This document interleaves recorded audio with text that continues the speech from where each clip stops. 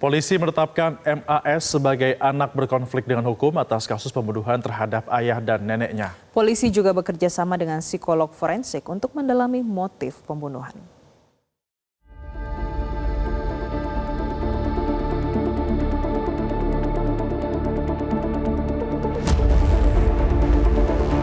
MAS remaja 14 tahun yang membunuh ayah dan neneknya serta menikam ibunya ditetapkan sebagai anak berkonflik dengan hukum.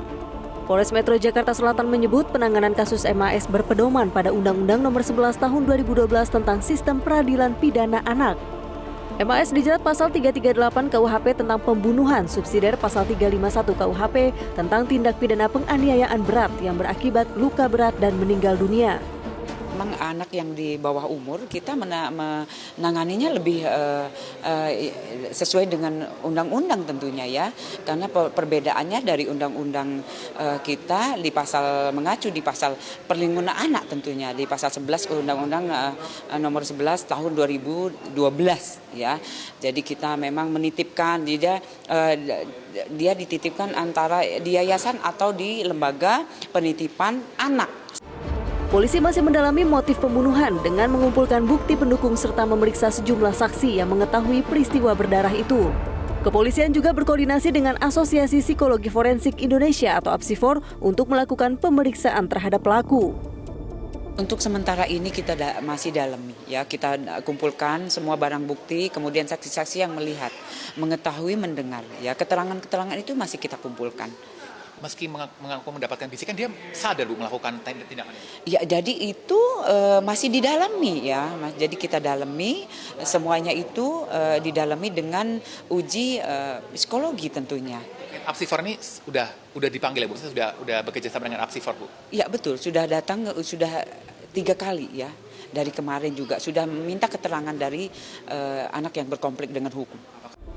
Sementara itu, psikolog forensik Reni Kusumowardani menyebut butuh waktu yang panjang untuk mengetahui dengan pasti apa penyebab remaja 14 tahun tega membunuh ayah dan neneknya.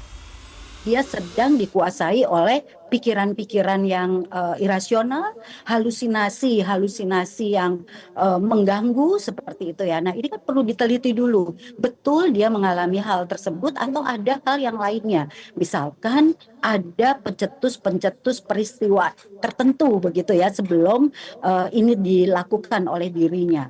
Apakah ada konflik sebelumnya, apakah ada masalah sebelumnya dengan orang tuanya, atau mungkin dia sedang di dalam situasi kemarahan akibat sesuatu di luar orang tuanya. Ini yang perlu untuk diteliti, sehingga nanti hasil pemeriksaan itu akan menunjukkan satu fakta kondisi emosi dan kondisi kognitif dari yang bersangkutan. Peristiwa berdarah ini terjadi pada Sabtu dini hari. MAS tega membunuh ayah dan neneknya di rumahnya di kawasan Cilandak, Jakarta Selatan. Dalam peristiwa ini, ibu pelaku juga turut menjadi korban dan hingga kini masih menjalani perawatan di rumah sakit. Tim Liputan Metro TV. Jelajahi cara baru mendapatkan informasi. Download Metro TV Extend sekarang.